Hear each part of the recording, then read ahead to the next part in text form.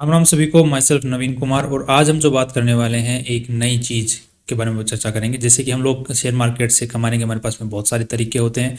एक हम शेयर्स को खरीद के रख देते हैं, शेयर्स के थ्रू कमाते हैं। सेकंड, हम एफएनओ के थ्रू गवाते हैं मैक्सिमम लोग। सो काफ़ी लोग एफएनओ के थ्रू भी कमाते हैं। नेक्स्ट, ईटीएफ के थ्रू हम इन्वेस्टमेंट करके वहाँ से कमाते हैं।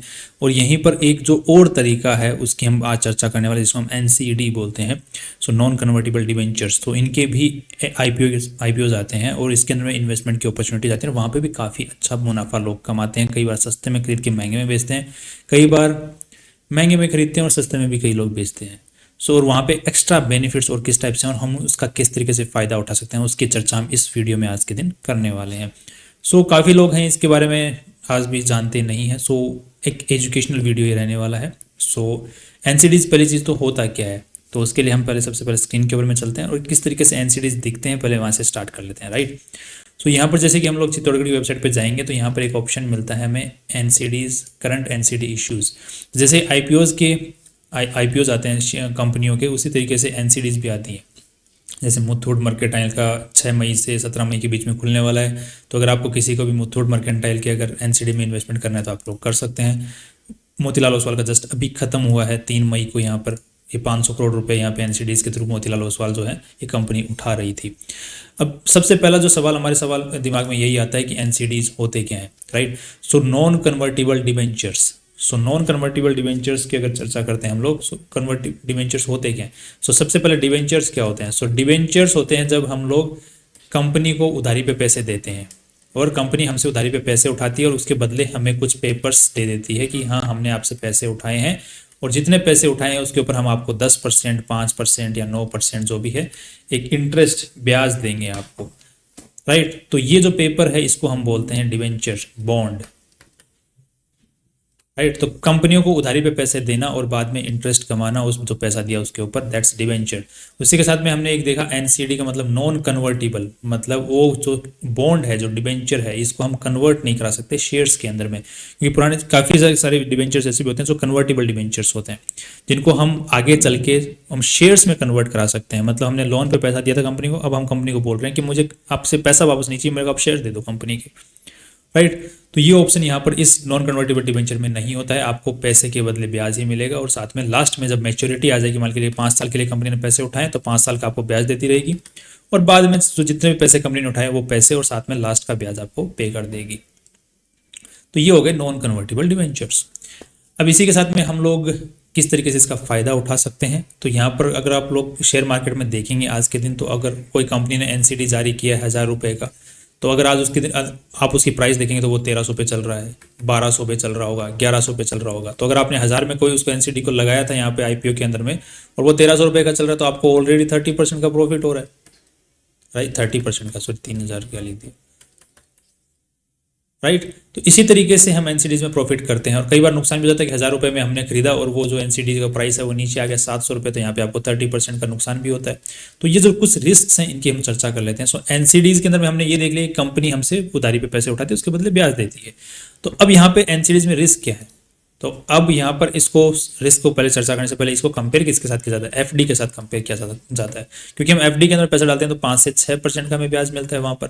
उसी तरीके से हम अगर एनसीडी में पैसा डालते हैं तो हमें लगभग 8%, 9%, कुछ कंपनियां 10%, कुछ 11, कुछ 12, कुछ 13% भी इंटरेस्ट देती हैं, कुछ कंपनियां 15% भी देती हैं। ये डिफर करता है कि ये कंपनियां क्यों इतने ज़्यादा परसेंटेज पे इंटरेस्ट देती हैं, वो डिपेंड करता है कंपनी टू कंपनी। अब उसके पीछे रीज़न क्या है वो हम लोग अभी चर्चा करेंगे। तो अभी हम एफडी में पैसा रखते हैं तो यहाँ पर बहुत कम इंटरेस्ट में मिल रहा है और यहाँ पर हमें बहुत अच्छा इंटरेस्ट मिल रहा है, तो हम इन ऑप्शंस को क्यों ना चूज़ करें इसके बजाय। सो इसी की चर्चा हम लोग यहाँ पर करने वाले हैं, कुछ रिस्क के बारे में और उसी के साथ में। सो एफडी में सबसे बड़ा रिस्क होता है कि जब बैंक डूब जाती है तो हमें जो पैसा रखा हुआ है एफडी करवाई हुई है जिस बैंक के अंदर में, वहाँ पर 5 लाख तक की तो गारंटी हमें सरकार देती है पैसे की, बाकी जो पैसा है वो डूब जाता है बैंक डूबने के साथ में। बट बैंकिंग यूज में डूबती नहीं क्योंकि वो आरबीआई उनको कंट्रोल करता है। उसी तरीके से जो कंपनियां पैसा उठाती हैं उनको आरबीआई तो कंट्रोल करता नहीं है। अब कंपनी डूब गई तो उसने जो पैसा उठाया वो भी डूब गया। तो ये एक डिफॉल्ट रिस्क जिसको हम बोलते हैं वो रहता है यहाँ पे। तो कंपनियों के साथ में डिफॉल्ट रिस्क बहुत ज़्यादा होता है क्योंकि उनको कोई और कंट्रोल करने वाला नहीं होता। सो ये पहला रिस्क हो गया एनसीडी के साथ में जिसको हम कहते हैं डिफॉल्ट रिस्क। सेकेंड जो रिस्क होता है जिसको हम बोलते हैं लिक्विडिटी रिस्क। अगर मान के चलिए कि आपने कोई एनसीडी खरीदी है, कोई एनसीडी है जो खरीद लिया और आपको बीच में पैसों की जरूरत पड़ गई, मान के चलिए कि कोई कंपनी को आपने 5 साल का बॉन्ड उठा लिया 5 ईयर्स के लिए, राइट, आपने कंपनी को दे दिया 5 लाख रुपए। अब यहाँ पे कंपनी जो आपको यहाँ पे 10% का ब्याज दे रही है सालाना, तो आपको 50,000 रुपये हर साल मिल रहे हैं, बट बीच में कोई दिक्कत आ गई, आपको इन 5 लाख रुपए की जरूरत पड़ गई, तो ये जो एनसीडीज होते हैं ये शेयर बाजार में खरीदे और बेचे जा सकते हैं, राइट। ये 5 साल तक जब तक आप होल्ड करोगे इनको शेयर बाजार में आप बेच और खरीद सकते हो, तो ये ऑप्शन आपके पास में है। बट अगर अब आपको पैसों की जरूरत पड़ती है तो अब आप शेयर बाजार में बेचने के लिए जाते हो, बट यहाँ पर आपको कोई बायर ही नहीं मिलता, कोई खरीदने वाला ही नहीं मिलता, तो इसको हम बोलते हैं लिक्विडिटी रिस्क, कि आपको खरीदने बेचने में दिक्कत आ सकती है इनको, क्योंकि जो अपना डिबेंचर मार्केट है इंडिया में इतना कुछ ज़्यादा ग्रो नहीं हुआ है अभी भी। बट अगर आप इसको 5 साल तक होल्ड कर लेते हो तब तो कोई दिक्कत ही नहीं है, तब तो कोई दिक्कत नहीं, कंपनी अच्छी है, 5 लाख रुपए 10% दे रही है, 50,000 रुपये आप कमा रहे हो आराम से बिंदास, कोई दिक्कत ही नहीं है। तो लिक्विडिटी रिस्क वहाँ पे आता है। सेकंड डिफॉल्ट रिस्क हमने देख लिया। इंटरेस्ट रिस्क एक और आता है। इंटरेस्ट रिस्क क्या होता है कि यहाँ पर आपको इस एनसीडी जो भी आपने कंपनी का उठाया, मान के चलो आपने इसी मुथूट फाइनेंस का उठा लिया, एग्जाम्पल ले रहे हैं हम लोग, मुथूट फाइनेंस का एनसीडी उठा लिया, उसके ऊपर आपको 10% का ब्याज मिल रहा है, राइट। आपने 1,000 रुपये में खरीद लिया इसको, और आपने 5,000 रुपये का एक एनसीडी, तो आपने 5 लाख रुपए लगा दिए इसके अंदर में, तो आपने कितने एनसीडीज खरीद लिए? 500 एनसीडीज खरीद लिया आपने, मतलब 500 बॉन्ड्स आपने खरीद लिए। 1,000 रुपये का एक बॉन्ड था, 500 बॉन्ड्स आपने खरीद लिए, तो 5 लाख रुपए आपके लग गए। 10% का ब्याज तो 50,000 रुपये आपको दे रहा है। अब दिक्कत ये है कि मार्केट के अंदर में ब्याज रेट जो दूसरी जो कंपनियां देने लग गई हैं, या फिर ब्याज रेट जो है बढ़ गई है, इंटरेस्ट रेट। अभी आज के दिन जो इंटरेस्ट रेट नॉर्मल चल रहा है 10%, आपको बहुत ज़्यादा लग रहा है, बट कल को इंटरेस्ट रेट बढ़ गई। आरबीआई जैसे एफडी का रेट ही 8% हो गया, तो ये जो कंपनियां पैसा उठाने वाली हैं ये 15%, 12%, 13% इस तरीके से ब्याज देने लग गई हैं। अब आपको लगता है कि यार 10% तो बहुत कम है, मार्केट में तो ऑलरेडी कंपनियां 12%, 13%, 14% उठा रही हैं, तो आपके जो इसकी वैल्यू है ना 1,000 रुपये की, ये वैल्यू घट जाएगी। अब आप इसको बेचने जाओगे कि यार मैं इसको बेच देता हूँ 10% वाले को और ये 12-13% वाला खरीद लेता हूँ, तो दिक्कत क्या आएगी कि आपको ये 1,000 रुपये में पड़ा था, अब ये वो एक्चुअली जो है 9% में ही बिक रहा होगा, 900 रुपये में बिक रहा होगा, या फिर 800 रुपये में बिक रहा होगा। कोई पैसे देने को तैयार नहीं, उतने 1,000 रुपये वापस आपको। तो ऐसे केस के अंदर में इसको हम बोलते हैं इंटरेस्ट रेट रिस्क। तो कई बार ऐसा भी होता है कि ब्याज दर है वो कम आ जाती है, आपने 10% पे खरीदा और यहाँ पर नॉर्मली जो कंपनियां हैं एफडी की जो रेट है वो घट के 4% आ गई, तो ये कंपनियां जो है सस्ते में पैसा उठाने लगी 7%, 8%। तो ऐसे केस में आप लोगों को लोग जो है आपसे खरीदने के लिए भेजते हैं, यार इसकी वाली जो एनसीडी है उस पर 10% का ब्याज मिल रहा है, हमारे तो 7-8% ही मार्केट में दे रही है, तो आपकी जो 1,000 रुपये में आपने खरीदी थी उसकी रेट ऑटोमेटिकली बढ़ भी जाती है। तो यहाँ पे आपको ये फायदा होता है। तो एनसीडीज की जो प्राइसेज होती हैं वो ऊपर नीचे इसी बेसिस पे होती हैं, इंटरेस्ट रेट की वजह से यूजुअली ऊपर नीचे होती हैं, कि मार्केट में इंटरेस्ट रेट कम हो गया, बढ़ गया, इंटरनेशनल मार्केट में क्या बढ़ गया, कम हो गया, उसकी वजह से इनके जो प्राइसेस होते हैं वो ऊपर नीचे होते रहते हैं। तो इसका फायदा भी काफ़ी लोग ट्रेडिंग करके उठाते हैं। अगर आपने एक साथ में खरीद के रख दिया, छोड़ दिया 5 साल के लिए, 4 साल के लिए अगर आपने इसको खरीदा, तब तो आपको इससे कोई मतलब ही नहीं है। बट अगर आपको खरीदने बेचने का फायदा उठाना है कि कभी 1100 जा रहा है इंटरेस्ट रेट की वजह से, कभी नीचे आ रहा है 50 रुपये, कभी 30% ऊपर जा रहा है, कभी 20% नीचे आ रहा है, वो ट्रेडिंग अगर आपको करनी है तो फिर आपको इंटरेस्ट रेट के ऊपर में ध्यान रखना पड़ेगा। तो लोग शेयर्स को जिस तरीके से ट्रेड करते हैं, आज 50 रुपये के ऊपर में कल 60 पे गया, बेच दिया, वापस नीचे आया 50 पे वापस खरीद लिया, जो ये ट्रेडिंग कर रहे हैं। या फिर एक बंदा होता है जो शेयर को खरीदता था, खरीद के रख दिया, कंपनी अच्छी है खरीद के छोड़ दिया लॉन्ग टर्म के लिए, तो एक उस टाइप के लोग होते हैं। एक रोजाना शेयर्स को ट्रेडिंग करते रहते हैं ऊपर नीचे जब शेयर बाजार होता है, तो उसी तरीके से एक तो खरीद के 5 लाख का रख दिया, इंटरेस्ट कमाएंगे 10% से, कोई दिक्कत नहीं, उसको कोई मतलब ही नहीं है, इंटरेस्ट रेट ऊपर जाए नीचे जाए फर्क नहीं पड़ता उसको, राइट। तो हम ट्रेडिंग भी डिवेंचर मार्केट में कर सकते हैं। सो रिस्क, दूसरा रिस्क क्या हुआ? इंटरेस्ट रेट रिस्क, वो उनके लिए जो ट्रेडिंग करते हैं, बाकी लेके रखने वालों के लिए कुछ खास मायने रखता नहीं है। नेक्स्ट जो रिस्क होता है वो होता है कॉलेबल रिस्क। कॉलेबल रिस्क कोई भी हम लोग जब यहाँ पर चेक करते हैं तो यहाँ पर एक कॉलेबल है कि नहीं है उसका यहाँ पर ऑप्शन दिया होता है। जैसे हम मोतीलाल ओसवाल के डिवेंचर की अगर जो चीज़ें हैं उनको चेक करते हैं तो यहाँ पर एक ऑप्शन यहाँ पर दिया हुआ है, अगर आप देख पाएंगे यहाँ पर लिखा हुआ है कि नहीं, आई थिंक यहाँ पर लिखा हुआ नहीं है। यहाँ पर यूजुअली लिखा होता है कि पुट ऑप्शन अवेलेबल, ऐसा कुछ लिखा होता है, put option available, call option available, इस टाइप से कुछ ऑप्शन लिखा था, यहाँ पे लिखा हुआ नहीं। इस मोतीलाल ओसवाल वाले के अंदर में था पुट ऑप्शन अवेलेबल।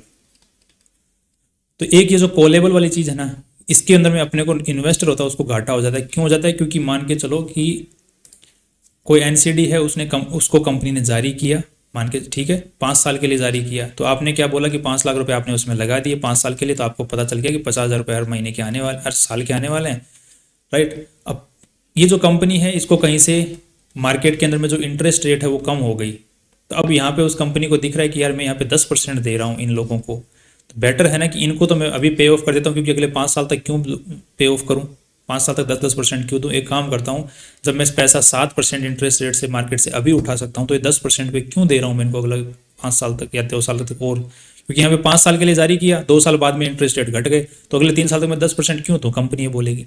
तो कंपनी के पास में एक ऑप्शन होता है कि ये जो भी पेमेंट, जो भी ये बॉन्ड्स कंपनी ने जारी किए थे, ये वापस आपसे जल्दी ही खरीद सकती है। तो that's callable option, call option company के पास में होता है,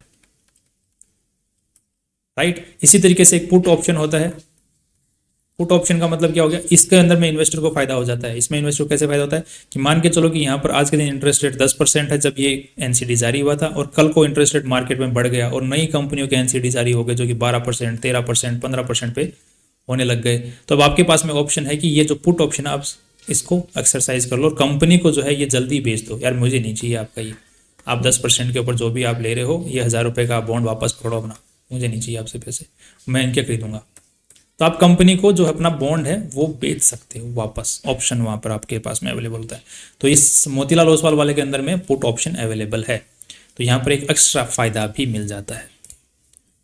सो कॉलेबल ऑप्शन भी एक काइंड ऑफ रिस्क है। नेक्स्ट जो है रिस्क नहीं है, बट ये आपको थोड़ा सा नुकसान दे देता है। कई बार हम लोग क्या करते हैं, एनसीडी का फायदा देखा है 11% सालाना मिल रहा है, 10% सालाना मिल रहा है, 12% सालाना मिल रहा है किसी एनसीडी के ऊपर में, राइट। तो वहां पर दिक्कत ये आती है कि हम लोग क्या टैक्स को कैलकुलेट नहीं करते हैं वहां पर, राइट। अब मान के चलो आपके पास में ऑलरेडी इनकम आपकी 10 लाख के आसपास में सालाना हो रही है, तो आप ऑलरेडी 30% वाले टैक्स स्लैब में आ रहे हो।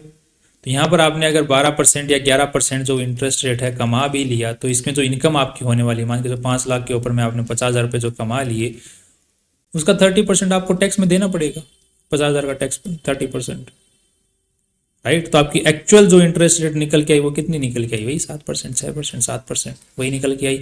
इससे बेटर आपके पास में दूसरे ऑप्शन अवेलेबल होंगे, राइट। म्यूचुअल फंड अवेलेबल होगा, ये कुछ जो जिन पर टैक्स नहीं लगता, जैसे एसजीबी गोल्ड ऑप्शन अवेलेबल होता है जिनके ऊपर में मैच्योरिटी पे कोई टैक्स नहीं लगता, इस टाइप से बहुत सारे ऑप्शन अवेलेबल, उनमें आप इन्वेस्ट करो। सो सीधे टूट के नहीं पड़ना। हाँ, अगर आप टैक्स स्लैब आपका कम है वाला है, 5% वाला है या फिर 10% वाला है, तो आपको लिए फायदेमंद की चीज़ है। या फिर टैक्स स्लैब में आप आते ही नहीं, आपके पेरेंट्स के पास में खाता है, अकाउंट है, उनकी कोई इनकम ही नहीं है, तो उनके खाते में आप ले सकते हो, तो उनके लिए फायदेमंद वाली चीज़ है ये। तो हमने एनसीडीज के जो रिस्क होते हैं उनको भी चर्चा कर लिया। नेक्स्ट जो आपके पास में अब जो रिस्क हैं इनके बचने के चांसेस भी हैं, तो उनके लिए हम क्या करें। तो एनसीडी है तो बहुत अच्छी चीज़। तो पहली चीज़ तो कोई कंपनी का अगर आपको पूरा भरोसा है कि ये कंपनी डूब ही नहीं सकती, और वो कंपनी जो है 9% पे एनसीडी आपको जारी कर रही है, और आपकी जो एफडी की रेट है वो 5 से 6% है, तो आप बेटर है ना कि यहाँ पर 4-5 लाख रुपए आप लगाते हो एफडी के अंदर में, वो बेटर है आप यहाँ पे रखो, आपको यहाँ पर बेटर इंटरेस्ट रेट मिलेगा। मान से लो 5, ये यहाँ पे 9% के आसपास में दे रही है एनसीडी, और यहाँ पर ये 5 से 6, तो आप यहाँ पे लाख रुपए के ऊपर में 6,000 रुपये कमाने वाले हो साल के, यहाँ पे आप लाख रुपए में 9,000 रुपये कमाने वाले, राइट। तो यहाँ पे अगर 5 लाख रुपए आपने लगाए हैं तो 6×5 35, 6×5 30, 30,000 रुपये आप साल के कमाओगे, और यहाँ पर 55,000 रुपीज़ आप साल के कमाने वाले हो। सो एक्स्ट्रा इनकम है, राइट। और कंपनी अच्छी होनी चाहिए, बट आपको रेपुटेशन अच्छी होनी चाहिए। जैसे सरकारी कंपनी हुई कोई, तो सरकारी कंपनी यूजुअली डूबती नहीं क्योंकि सरकार उनको सपोर्ट करती है। दूसरी, प्राइवेट कंपनियों के अंदर में बहुत ही अच्छी कंपनियां हों तो फिर उनका ऊपर भरोसा किया जा सकता है, तो रेपुटेशन अच्छी होनी चाहिए। सेकंड तरीका जो अपना है रिस्क को कम करने का, वो है कि हम लोग रेटिंग देख लें। ये जो भी एनसीडीज, जब कंपनियां एनसीडी के थ्रू पैसे उठाती हैं, तो यहाँ पर ये जो कुछ क्रेडिट रेटिंग एजेंसीज होती हैं जो कि रेटिंग देती हैं कि कंपनी है कैसी, उसके अंदर की चीज़ों को देख के, उसकी पूरे बिजनेस को देख के उसको कंपनी को रेटिंग करती हैं। सो कंपनी की रेटिंग से ये अंदाजा पड़ता है कि यार ये कंपनी रेटिंग बहुत अच्छी है, तो इसका मतलब वो कंपनी बहुत अच्छी है, उससे डूबने के चांसेस कम है। इसी तरीके से अगर हम मोतीलाल ओसवाल की बात करें तो यहाँ पे क्रेडिट रेटिंग जो है, क्रिसिल ने इसको AA स्टेबल की रेटिंग दे रखी है, फिर भी अभी AAA रेटिंग नहीं दे रखी है, ध्यान रखना। AAA रेटिंग सबसे हाईएस्ट होती है, उसके बाद में AA+, बाद में स्टेबल रेटिंग दे रखी है क्रिसिल ने, ये अच्छी मानी जाती है। जब ये रेटिंग अच्छी होती है तो हमें एक दूसरा ये भी हमें देख के थोड़ा अंदाजा पड़ जाता है कि कंपनी ठीक है। नेक्स्ट जो चीज़ है वो है कॉल और पुट ऑप्शन। कॉल और पुट ऑप्शन के थ्रू हम लोगों को थोड़ा सा एक इससे ये कॉल ऑप्शन, अगर पुट ऑप्शन हमारे पास में है ऑलरेडी, सो अगर कल को कोई दिक्कत sorry sorry call on put option यहाँ पे काम नहीं करेगा, सिक्योर्ड वाला, ओके सिक्योर्ड वाला ऑप्शन मैंने गलत पढ़ लिया। मैंने कहा ये चीज़ें लिख के रखता हूँ ताकि जब वीडियो बनाऊँ तो पूरा वीडियो एक ही टेक में बनता है, फिर एडिटिंग नहीं होती, इसमें एडिटिंग में टाइम लगता है, राइट। तो यहाँ पे सिक्योर्ड ऑप्शन है कि नहीं है। कई जो एनसीडीज जारी करती हैं कंपनी, वहाँ पर आपको लिख देखने को मिलेगा, जैसे मोतीलाल ओसवाल को यहाँ पे हम चेक करते हैं तो दीज आर सिक्योर्ड, दिख रहा है यहाँ पे, ये सिक्योर्ड है। इसका मतलब कि ये जो पैसे जो उठा रही है कंपनी, इनके बदले कुछ ना कुछ एसेट जो है कंपनी पीछे रख रही है, राइट, तभी हमके पैसे उठा रही है। कल को अगर कंपनी पे नहीं कर पाती है तो जो एसेट कंपनी गिरवी रख के पैसे उठा रही है जनता से, वो जो एसेट है उनके ऊपर जिस भी जनता ने पैसे दिए हैं उनके ऊपर में अधिकार जमा सकती है कि हमने पैसे दिए थे, ये एसेट अब हमारा हुआ, आप तो डिफॉल्ट हो गए। तो यहाँ पे सिक्योर्ड जब होते हैं तो सिक्योर्ड में हमें थोड़ा सा फायदा रहता है।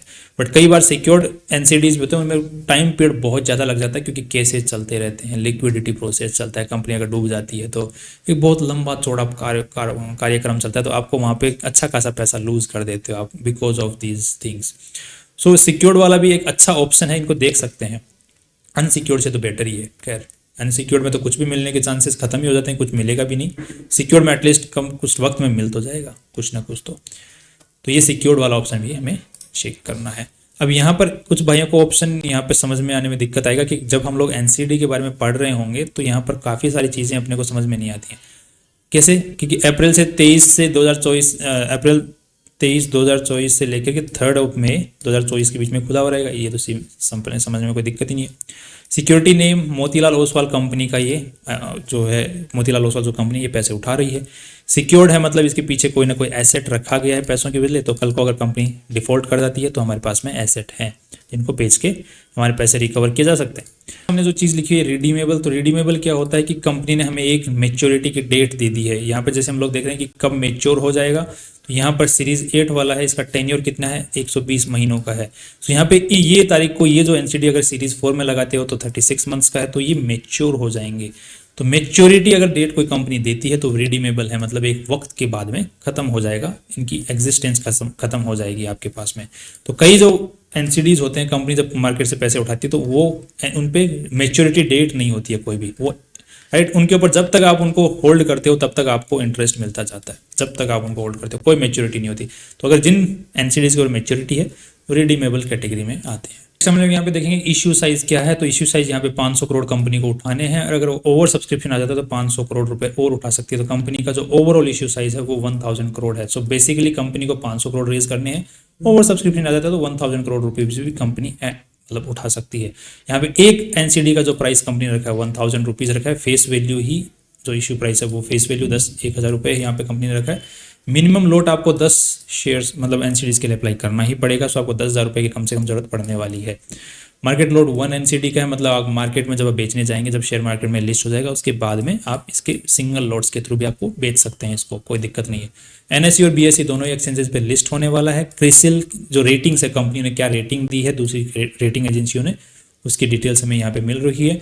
टेन्योर कौन कौन सा है कंपनी ने सेलेक्ट किया, तो वो पे 2 साल 3 साल 5 साल और 10 साल का टेन्योर यहाँ पे कंपनी ने सेलेक्ट कर रखा है, जो मेच्योरिटी टेन्योर्स हैं कि ये डेट्स को तारीख में हमारी मेच्योरिटी आ रही है। सीरीज जो कंपनी ने सेलेक्ट की है वो 1 to 7 तक 8 तक की सीरीज यहाँ पर सेलेक्ट की हुई है। और पेमेंट फ्रीक्वेंसी जो आपको पेमेंट मिलने वाला है जो इंटरेस्ट का, वो आपको मंथली और एनुअली जो भी आपको ऑप्शन अच्छा लगता है वो आप यहाँ पे सेलेक्ट कर सकते हैं। एनुअली मंथली जो भी आपको अच्छा लगता है, कि जो भी इंटरेस्ट रेट आपको पसंद आता है उसके हिसाब से आप लोग देख सकते हैं। अगर मंथली इंटरेस्ट रेट अगर आपको पेमेंट होने वाला है तो आपके पास में यील्ड ज़्यादा मिलता है, क्योंकि आपको वहाँ पे मंथली मिलने वाला है, हर मंथ ही मिल जाएगा, साल के हिसाब से कैलकुलेट नहीं हो रहा है वहाँ पे, मंथ के हिसाब से कैलकुलेट, तो हमेशा यील्ड ज़्यादा मिलती है। बट यहाँ पर आपको हर महीने ही कुछ ना कुछ पैसा आता रहेगा, जो भी आप पैसे लगाएंगे उसके ऊपर में। यहाँ पे बेसिस ऑफ अलॉटमेंट किस बेसिस पे होगा कि आपने जो पहले जिसने अप्लाई किया है उसको सबसे पहले मिलेगा। अगर लास्ट में ओवर सब्सक्रिप्शन हो गया तो कई लोगों को बिना हाथ में मतलब बिना मिले ही छोड़ जाना पड़ सकता है। अब यहाँ पे जो कंपनियां होती हैं जो डिवेंचर उठाती हैं उनको एक ट्रस्टी सेलेक्ट करना पड़ता है, तो इसका जो ट्रस्टी है वो कौन है, बीकन ट्रस्टीशिप लिमिटेड। इसके बाद में जो बेसिक डिटेल्स होती हैं, आपको कौन से एनसीडीज में अप्लाई करना है, कौन से परसेंटेज में और कौन सा मंथली वाले में या फिर एनुअली वाले में आपको अप्लाई करना है, वो आपको यहाँ पे से चूज कर सकते हैं कौन सा आपको बेस्ट यील्ड दे रहा है। आपको मंथली चाहिए इनकम, ईयरली चाहिए, कौन सी चाहिए, तो आप वो सेलेक्ट कर पाएंगे, राइट। ये बेसिक इन्फॉर्मेशन आपको यहाँ पर मिल जाती है।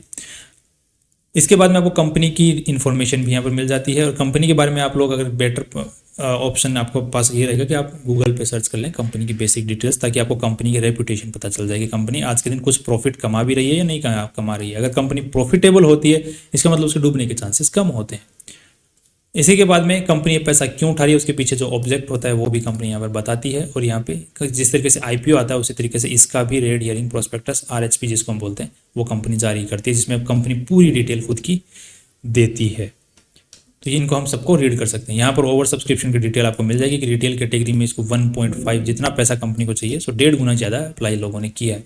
यहाँ पर टोटल 2.58x, सो कंपनी ने 500 करोड़ रुपये उठाने थे, और पैसे जो कंपनी के पास में आ चुके हैं वो 2.5 गुना ज़्यादा आ चुके हैं।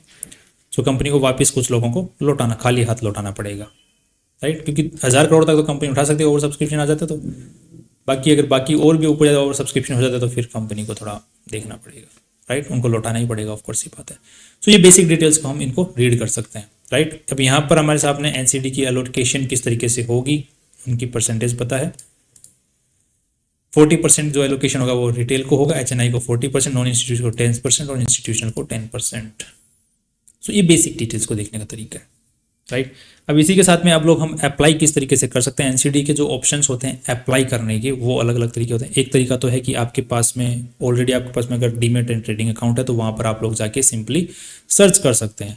सर्च करके आप लोग सिंपल कोई सी भी कंपनी आपको चाहिए तो आप सर्च, जैसे आपको शेयर सर्च करते हैं, रिलायंस का शेयर चाहिए, ये चाहिए, उस तरीके से सेम आप एनसीडी को सर्च कर सकते हैं सर्च बार में। काफ़ी सारे ब्रोकर्स इसकी परमिशन नहीं देते हैं, जैसे ग्रो वाले इसकी परमिशन नहीं देते हैं, जो डिस्काउंट ब्रोकर्स होते हैं, और काफ़ी जो फुल सर्विस ब्रोकर हैं वो भी नहीं देते। सो बेसिकली अगर आपको इसके अंदर खरीद बेच करना है तो आपको पहले तो ब्रोकर ढंग का सेलेक्ट करना पड़ेगा जो कि इस चीज़ का खरीद बेच की परमिशन देता हो, राइट। सेकंड चीज़ कि आपको अगर एनसीडी में अप्लाई करना है, एनसीडी आईपीओ में अप्लाई करना है तो उसकी भी परमिशन आपको काफ़ी सारे ब्रोकर्स नहीं देते हैं। ज़ीरोधा वाला आईपीओ में अप्लाई करने की परमिशन नहीं देता, एनसीडी आईपीओ में अप्लाई करने की परमिशन नहीं देता, ग्रो वाला भी नहीं देता, फिनेक्स भी नहीं देता, there are an number of broker जो नहीं देते हैं। बट इसी के साथ में आपके पास में फिर भी एक तरीका है, आपके पास में इंटरनेट बैंकिंग होनी चाहिए, राइट। अगर आपके पास में इंटरनेट बैंकिंग है किसी भी बैंक का तो वहाँ पर आपको इसका ऑप्शन मिल जाता है। जैसे कि मैं आपको एग्जांपल के तौर पे दिखाता हूँ यहाँ पर, तो जैसे ये एसबीआई का जो अकाउंट है, एसबीआई के अकाउंट के अंदर में आप लोग देख पाएंगे कैसे किस तरीके से मिलता है। तो आप जैसे ही अकाउंट जो आपका एसबीआई का इंटरनेट बैंकिंग को ओपन करते ई सर्विसेज में जाके डीमेट एंड सर्विसेज अकाउंट में आपको ऑप्शन पे क्लिक करना है। इसके बाद में आपको एक इस तरीके से ऑप्शन खुलेगा, तो इसमें जो आईपीओ डेट है इस पर क्लिक करना है क्योंकि ये डिवेंचर है। इसके बाद में आपको इस तरीके से एक्सेप्ट पे क्लिक करना है, एंड देन आपको एक जो भी डिवेंचर्स खुले हुए हैं आज के दिन अप्लाई करने के लिए टाइम पीरियड के लिए आया हुआ है उसको सेलेक्ट कर लेना है यहाँ पर। जैसे अभी मुथूट का आने वाला 6 मई से 17 मई के बीच में, उसके ऊपर क्लिक करके गो पे क्लिक कर लेना है। नेक्स्ट आपको उसकी इन्फॉर्मेशन मिल जाएगी। अभी आज के दिन 5 तारीख की हो रही है, तो जैसे 6 तारीख होगी तो आपको इसकी पूरी डिटेल सामने खुल जाएगी। जो भी आपको ऑप्शन सेलेक्ट करना है, अपनी जो भी डीमेट अकाउंट की इन्फॉर्मेशन है वो यहाँ पर आप पुट कर दीजिए कि मेरे पास ये डीमेट अकाउंट है जिसमें मेरे को ये एनसीडीज ट्रांसफर हो जानी चाहिए, क्योंकि एनसीडीज में ट्रेड करते वक्त आपके पास में डीमेट एंड ट्रेडिंग अकाउंट होना चाहिए, वरना आप एनसीडी नहीं खरीद पाएंगे, राइट। तो यहाँ पर आपको डीमेट एंड ट्रेडिंग की अकाउंट की इन्फॉर्मेशन आपको डालनी है, एंड कितने एनसीडीज के लिए अप्लाई करना है, क्योंकि एक लॉट के लिए 10,000 रुपये की जरूरत पड़ने वाली है। सो आपको मल्टीपल लॉट्स में अप्लाई करना है तो 20,000, 50,000, लाख, 10 लाख, 5 लाख जो भी आप अप्लाई करना चाहते हैं सेलेक्ट कर लीजिए। आपके अकाउंट में पैसे होने चाहिए, एक्सेप्ट करो, ओटीपी डालो, आपका काम हो गया, आपकी एप्लीकेशन लग जाएगी। ये ऑनलाइन तरीका है। कुछ ब्रोकर्स भी हैं मार्केट में जो कि सुविधा देते हैं, जैसे कोटेक जो वाले हैं वो देते हैं, आईसीआईसीआई डायरेक्ट वाले देते हैं, जो फुल सर्विस ब्रोकर हैं एचडीएफसी वाले हैं ये देते हैं, एचडीएफसी सिक्योरिटीज़ वाले, ये लोग इस चीज़ की एनसीडी की वहाँ पर इनके जो पोर्टल है वहीं पर भी आपको अप्लाई करने का ऑप्शन मिल जाएगा। सो यहाँ पर हमने फ़ायदे की बात कर ली। अब जो मेन जो फ़ायदे की बात यही है कि आपको अच्छी कंपनी मिल गई, और उसके बाद में एक जो रिस्क आपको कम करने के लिए आपको ऑप्शन मिलेगा कि अगर किसी भाई को एनसीडी अप्लाई करना ही है और एफडी के अंदर में 5 से 6% ही ब्याज मिल रहा है, पसंद नहीं आ रहा है, कंपनियां अच्छी आपको बहुत अच्छी कंपनियां मिल रही हैं जिनके आपको डूबने के चांसेस बहुत कम दिख रहे हैं, तो आपके पास में 10 लाख रुपए हैं, राइट। तो एक काम करो ना, अच्छी कंपनियों के एनसीडीज हैं उनको खरीद के रख दो, जिनके अंदर में 8 से 11-12% तक का इंटरेस्ट रेट है, राइट। इस तरीके के आपके 5 या फिर 10 कंपनियां जो हैं उनके एनसीडीज खरीद के रख दो, तो आपको ऑन एन एवरेज जो है 9 से 10% के बीच का ब्याज मिल जाएगा आराम से। अगर कोई कंपनी एनसीडीज डूब भी जाती है, तो अगर आपने 10 कंपनियों के अंदर लाख लाख रुपए के एनसीडीज खरीदे हैं, तो एक कंपनी अगर डूब भी गई तो वहां पर जो एनसीडीज हैं वो पूरे पैसे नहीं डूबते हैं एक साथ में, धीरे धीरे कंपनी डूबती है। जैसे पहले कुछ ना कुछ हमें दिक्कतें कंपनी के अंदर नजर आना शुरू हो जाती हैं, उसकी रेटिंग गिर जाती है, उसकी रेटिंग जो है वो गिर जाती है, उसकी रेपुटेशन गिर जाती है, उसको जो प्रॉफिट है, प्रॉफिट कमाना कंपनी कम कर देती है, उसका शेयर भाव नीचे, प्राइस है वो नीचे गिर जाता है, प्रॉफिट उसके कम होना शुरू हो गए हैं, या फिर कोई ना कोई और दिक्कत जो है मार्केट में उसके बारे में नजर आना शुरू हो गई है। तो ये कुछ साइंस होते हैं जिससे हम एनसीडीज में पहले ही बेच के निकल सकते हैं, नुकसान ज़्यादा बड़ा हो उससे पहले, राइट। तो इस तरीके ये ऑप्शन भी हम लोग चूज कर सकते हैं जिसमें हमें अच्छा फायदा मिल सकता है। तो ये ऑप्शन मैंने आपको क्यों दिया, क्योंकि मार्केट में अच्छे ऑप्शन, हमें ज़्यादा इंटरेस्ट रेट मिलने के ऑप्शन अवेलेबल नहीं है, राइट। सो ये सारी चीज़ें हमें अपनानी है सिक्योर रहने के लिए। एक तो रेटिंग देखनी है, सेकंड कंपनी की परफॉर्मेंस देखनी है, रेपुटेशन देखनी है, और बाद में हमें 2, 4 या 5, 6 या 10 कंपनियों के अंदर में एनसीडीज में लगा के छोड़ देना है लॉन्ग टर्म के हिसाब से, जब तक कि आपको एक कंसिस्टेंट इनकम चाहिए। अगर आपके 50 साल 60 साल की उम्र हो चुकी है तो फिर आपको एक कंसिस्टेंट इनकम चाहिए, आप उठा पटक आप नहीं सहन कर पाएंगे, राइट। तो फिर आप ऐसी चीज़ों में इन्वेस्टमेंट कर सकते हैं। और कई बार तो ये फ़ायदा भी हो जाता है, ट्रेडिंग वाला फ़ायदा भी हो जाता है कि कई बार इंटरेस्ट रेट बढ़ गया या फिर कंपनी का रिजल्ट बहुत अच्छा आया है, तो उस केस के अंदर में कंपनी की रेपुटेशन बढ़ जाती है, रेपुटेशन बढ़ जाती है, तो आपने 1000 रुपये में एनसीडी खरीदा, वो अचानक से फिजिक्स से 1200 रुपये पहुँच गया। तो रेटिंग कंपनियां वो रेटिंग देती रहती हैं इन कंपनियों को, तो 1000 रुपये में आपने खरीदा या फिर 1100 रुपये में आपने खरीदा, वो अचानक से 1300 रुपये पहुंच गया, रेटिंग बहुत अच्छी मिल गई। तो ये पूरा यील्ड का खेल होता है। अब ये यील्ड क्या होता है इसकी चर्चा हम लोग अगले किसी वीडियो में करेंगे, यील्ड किस तरीके से होता है, क्योंकि ये भी बॉन्ड्स एंड डिबेंचर जो मार्केट होता है, जो ट्रेडिंग करते हैं उनके लिए बड़ी काम की चीज़ है यील्ड, राइट। जैसे हमने यहाँ पर देखा था मोतीलाल ओसवाल के अंदर में, ये जो यहाँ पर लिखा हुआ है कूपन रेट, ये तो है इंटरेस्ट रेट जो आपको मिलने वाला है सालाना, बट ये जो इफेक्टिव यील्ड है, ये देख रहे हैं इफेक्टिव यील्ड, मतलब एक्चुअली आप कितना कमाने वाले हैं इस कूपन के थ्रू। तो यहाँ पर ईयरली बेसिस के ऊपर हम देख रहे हैं तो यहाँ पर कोई दिक्कत नहीं है, बट यहाँ पर मंथली पेमेंट जो होने वाला है यहाँ पर दिख रहा है 9% का ब्याज मिलने वाला है सालाना, बट यहाँ पर आप मंथली बेसिस के ऊपर मिलेगा 9% का। तो यहाँ पर आपको एक्चुअल यील्ड जो एक्चुअल प्रॉफिट आपको होने वाला है वो 9.35 का होने वाला है। तो काफ़ी लोग तो इसी को सेलेक्ट करेंगे मंथली बेसिस के ऊपर में। यहाँ पर आपको 9.3% का ब्याज मिलने वाला है एनुअल बेसिस पे, बट पेमेंट जो आपको मंथली होने वाला है, सो अगेन 9.7 का एक्चुअल यील्ड आपको मिलने वाला है। सो यील्ड अलग चीज़ होती है, यील्ड से ही ट्रेडिंग यूजुअली लोग करते हैं। सो आई होप अगर किसी को कंसिस्टेंट इनकम चाहिए तो उनके लिए बेटर ऑप्शन हो सकता है। कहीं भी कोई इश्यू आया है अगर आपको समझने में, तो आप मेरे को कमेंट बॉक्स में कमेंट कर सकते हैं, और यील्ड की हम चर्चा नेक्स्ट वीडियो में करेंगे, इफेक्टिव यील्ड। और डिवेंचर मार्केट भी बहुत बड़ा मार्केट है, इंटरनेशनल बहुत बड़ा मार्केट है, जो आप शेयर बाजार देखते हैं उससे भी 2-3 गुना 4 गुना बड़ा मार्केट है ये आज के दिन में। यहाँ पर भी जो प्राइसेस होते हैं बॉन्ड्स की, एनसीडीज की, वो बहुत ज़्यादा फ्लक्चुएट करती हैं। जैसे DHFL है, 1000 रुपये का था 300 रुपये पे आ गया, कल को DHFL कंपनी वापस से उठ गई तो वो 300 रुपये से वापस उठ के 1200 जाएगा, 1000 जाएगा, राइट। लार्सन एंड वो सॉरी IL&FS जो केस हुआ था उसके अंदर भी जो एनसीडीज हैं उनकी रेट्स अचानक से गिर गई थी, क्योंकि कंपनी के अंदर में कुछ ना घोटाला निकल गया था, DHFL में घोटाला निकल गया। तो एनसीडीज में कई बार नुकसान भी हो जाता है, बट वो सिक्योर्ड एनसीडीज होते हैं, तो फिर आपको एक लंबे लेंदी प्रोसेस का इंतजार करना पड़ता है कि यार कब पैसा रिकवर होगा, कब पैसा आएगा, कब पैसा आएगा, राइट। तो ट्रेडिंग की अपॉर्चुनिटीज भी यहाँ पे भी बहुत अच्छी खासी है। नेक्स्ट अब हम मिलते हैं नेक्स्ट वीडियो के अंदर में नए इंपॉर्टेंट वीडियो के साथ में, एंड सी यू टुमारो।